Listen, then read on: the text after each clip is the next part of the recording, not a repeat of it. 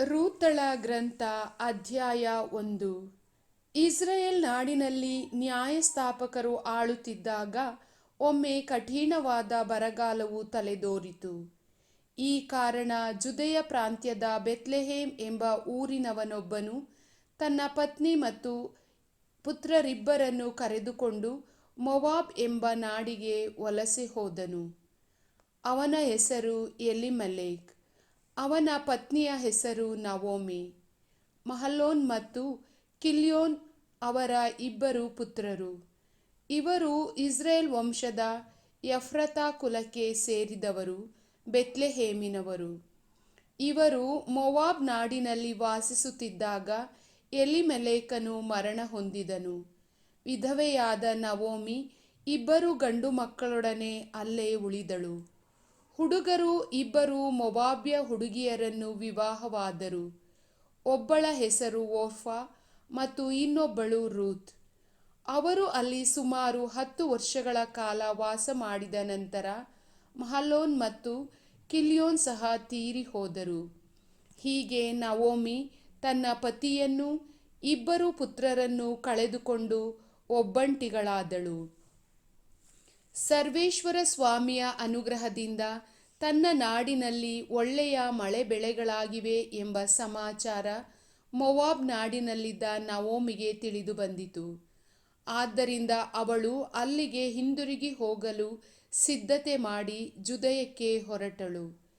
ಸೊಸೆಯರು ಅವಳ ಜೊತೆಯಲ್ಲಿಯೇ ಹೋದರು. ಹೀಗೆ ಹೋಗುತ್ತಿರುವಾಗ ದಾರಿಯಲ್ಲಿ ನವೋಮಿ ಅವರಿಗೆ, ನೀವಿಬ್ಬರೂ ನಿಮ್ಮ ತವರು ಮನೆಗಳಿಗೆ ಹಿಂದಿರುಗಿರಿ. ನನಗೂ ಮರಣ ಹೊಂದಿದ ನನ್ನ ಮಕ್ಕಳಿಗೂ ನೀವು ಒಳಿತು ಮಾಡಿದಿರಿ. ಸರ್ವೇಶ ನಿಮಗೂ ಹಾಗೆಯೇ ಒಳಿತು ಮಾಡಲಿ. ನೀವಿಬ್ಬರೂ ಪುನಃ ಮದುವೆಯಾಗಿ ಸುಖವಾಗಿರುವಂತೆ ಅನುಗ್ರಹಿಸಲಿ ಎಂದು ಹರಸಿ ಅವರನ್ನು ಬೀಳ್ಕೊಡುತ್ತಾ ಮುದ್ದಿಟ್ಟಳು. ಆದರೆ ಅವರು, ಇಲ್ಲಮ್ಮ, ನಿಮ್ಮನ್ನು ಬಿಟ್ಟು ಹೋಗಲಾರೆವು. ನಾವೂ ನಿಮ್ಮ ಜೊತೆಯಲ್ಲಿಯೇ ನಿಮ್ಮ ಸ್ವಜನರ ಬಳಿಗೆ ಬರುತ್ತೇವೆ ಎಂದು ಅಳಲಾರಂಭಿಸಿದರು. ಆಗ ನವೋಮಿ, ಮಕ್ಕಳೇ, ನೀವು ಹಿಂದಿರುಗುವುದು ಒಳ್ಳೆಯದು. ನನ್ನ ಸಂಗಡ ಏಕೆ ಬರಬೇಕೆಂದಿರುವಿರಿ? ನೀವು ಪುನಃ ಮದುವೆಯಾಗುವುದಕ್ಕೆ ನನಗೆ ಬೇರೆ ಮಕ್ಕಳಿರುವರೇ? ಮಕ್ಕಳೇ, ನೀವು ಹಿಂದಿರುಗಿ ಹೋಗಿರಿ. ಪುನಃ ಮದುವೆ ಮಾಡಿಕೊಳ್ಳುವ ಪ್ರಾಯ ನನಗೆ ದಾಟಿ ಹೋಗಿದೆ. ಒಂದು ವೇಳೆ ಸಂತಾನ ಭಾಗ್ಯದ ನಿರೀಕ್ಷೆಯಿಂದ ಈ ಹೊತ್ತೇ ಮದುವೆಯಾಗಿ ಮಕ್ಕಳನ್ನು ಹಡೆದರೂ ಅವರು ಬೆಳೆದು ದೊಡ್ಡವರಾಗುವವರೆಗೂ ನೀವು ಕಾದಿರಲು ಸಾಧ್ಯವೇ? ಅಲ್ಲಿಯವರೆಗೂ ಮದುವೆಯಾಗದೆ ಇರುವಿರೋ? ಬೇಡ ಮಕ್ಕಳೇ, ಸರ್ವೇಶ್ವರ ನನ್ನ ಕೈ ಬಿಟ್ಟಿದ್ದಾರೆ. ನಿಮಗಾಗಿ ನಾನು ಬಹಳ ವಿಷಾದಿಸುತ್ತೇನೆ ಎಂದು ಸಮಾಧಾನ ಹೇಳಿದಳು. ಅವರು ಇದನ್ನು ಕೇಳಿ ಇನ್ನೂ ಹೆಚ್ಚಾಗಿ ಅತ್ತರು. ಅನಂತರ ಓರ್ಫಾ ಅತ್ತೆಗೆ ಮುತ್ತಿಟ್ಟು ತನ್ನ ಮನೆಗೆ ಹಿಂದಿರುಗಿ ಹೋದಳು. ರೂತಳು ಮಾತ್ರ ಅತ್ತೆಯನ್ನು ಬಿಟ್ಟು ಹೋಗಲಿಲ್ಲ.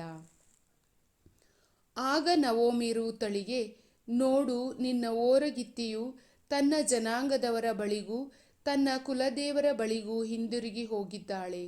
ನೀನು ಅವಳಂತೆಯೇ ಹೋಗಿಬಿಡು ಎಂದು ಒತ್ತಾಯಪಡಿಸಿದಳು. ಅದಕ್ಕೆ ರೂತಳು, ನಿಮ್ಮನ್ನು ಬಿಟ್ಟು ಹೋಗುವಂತೆ ಒತ್ತಾಯಪಡಿಸಬೇಡಿ. ನೀವು ಎಲ್ಲಿಗೆ ಹೋದರೂ ನಾನು ಅಲ್ಲಿಗೆ ಬರುತ್ತೇನೆ. ನೀವು ಎಲ್ಲಿ ವಾಸಿಸಿದರೂ ನಾನು ಅಲ್ಲೇ ವಾಸಿಸುತ್ತೇನೆ. ನಿಮ್ಮ ಜನರೇ ನನ್ನ ಜನರು, ನಿಮ್ಮ ದೇವರೇ ನನ್ನ ದೇವರು. ನೀವು ಸಾಯುವಲ್ಲೇ ನಾನು ಸಾಯುವೆನು. ಅಲ್ಲಿಯೇ ನನಗೆ ಸಮಾಧಿಯಾಗಲಿ. ಮರಣದಲ್ಲಿಯೂ ನಾನು ನಿಮ್ಮನ್ನು ಬಿಟ್ಟಿರಲಾರೆ. ಇಲ್ಲದಿದ್ದರೆ ಸರ್ವೇಶ್ವರ ನನಗೆ ತಕ್ಕ ದಂಡನೆಯನ್ನು ವಿಧಿಸಲಿ ಎಂದು ಬೇಡಿಕೊಂಡಳು.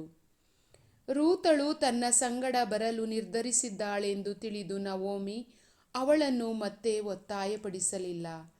ಹಾಗೆಯೇ ಪ್ರಯಾಣವನ್ನು ಮುಂದುವರಿಸಿ ಅವರಿಬ್ಬರೂ ಬೆತ್ಲೆಹೇಮನ್ನು ತಲುಪಿದರು.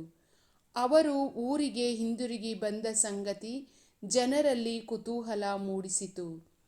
ಊರಿನ ಹೆಂಗಸರು, ಈಕೆ ನವೋಮಿಯಲ್ಲವೇ ಎಂದು ವಿಚಾರಿಸತೊಡಗಿದರು. ಅದಕ್ಕೆ ಅವಳು, ನನ್ನನ್ನು ನವೋಮಿ ಎಂದು ಕರೆಯಬೇಡಿ, ಮಾರಾ ಎಂದು ಕರೆಯಿರಿ.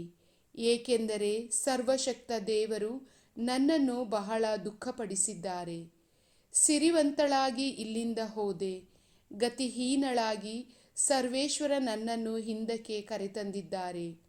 ಹೀಗೆ ಸರ್ವಶಕ್ತ ದೇವರು ನನಗೆ ವಿರೋಧವಾಗಿ ನನ್ನನ್ನು ಬಾಧಿಸುತ್ತಿರುವಾಗ ನೀವು ನನ್ನನ್ನು ನವೋಮಿ ಎಂದು ಕರೆಯುವುದು ಸರಿಯೇ ಎಂದು ಉತ್ತರ ಕೊಟ್ಟಳು. ಹೀಗೆ ನವೋಮಿ ತನ್ನ ಮೊವಾಬ್ಯ ಸೊಸೆಯಾದ ರೂತಳ ಸಂಗಡ ಬೆತ್ಲೆಹೇಮಿಗೆ ಬಂದಳು.